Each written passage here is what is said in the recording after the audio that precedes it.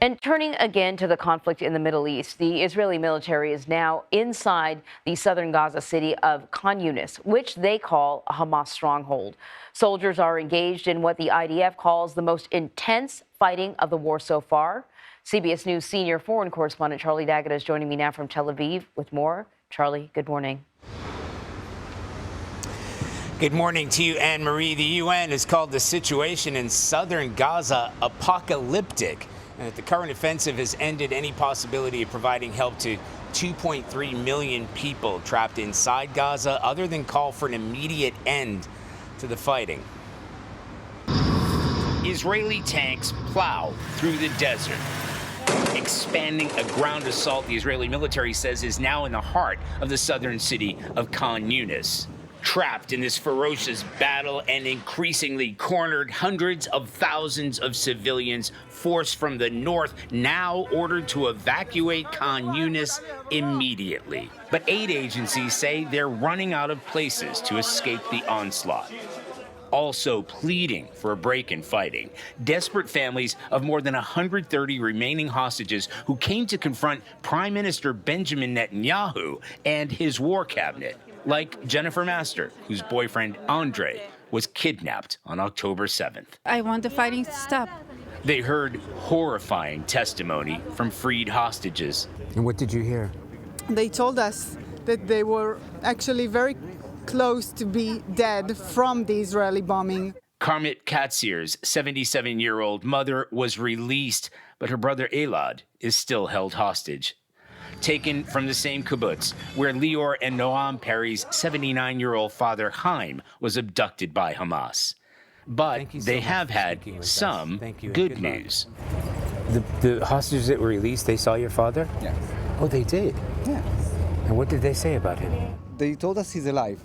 We then heard the conditions and the physical and the emotional state, and we know it's unbearable. And that woman we spoke to earlier in that piece, Karmit, said this morning that her mother's health has deteriorated badly. She developed heart problems from the harsh conditions and starvation while in captivity. It was only when she was released she found out her 79-year-old husband was murdered on the morning she was kidnapped. Anne-Marie? Oh, Charlie, this is really tough. What more are you hearing about, the conditions of the hostages? And we're also hearing some information about the alleged war crimes and, sexual assaults during the raid. Can you give us any more about that as well? Yeah, well, let's talk about the hostages first, because I'm just looking down at a letter that was given to the government this morning from the hostage group, saying among the hostages, at least a third suffer from underlying medical conditions that require urgent medical care. The lack of treatment poses an immediate mortal danger. In such cases, irreversible complications, the stroke and heart attack. Many of the hostages suffer from injuries sustained. Remember this, during or after abduction, including gunshot wounds, loss of limbs, shrapnel wounds, and more. Mostly what we're hearing is starvation and mental and physical stress that they're under. In terms of the allegations or the investigation having to do with sexual assault, it is a very thorny issue here. It's something that the Israeli government and Israeli police and Israeli investigators are looking into. And Prime Minister Benjamin Netanyahu and the White House themselves have both said that this is something that the world must pay attention to. Now, gathering information about that is where it gets difficult.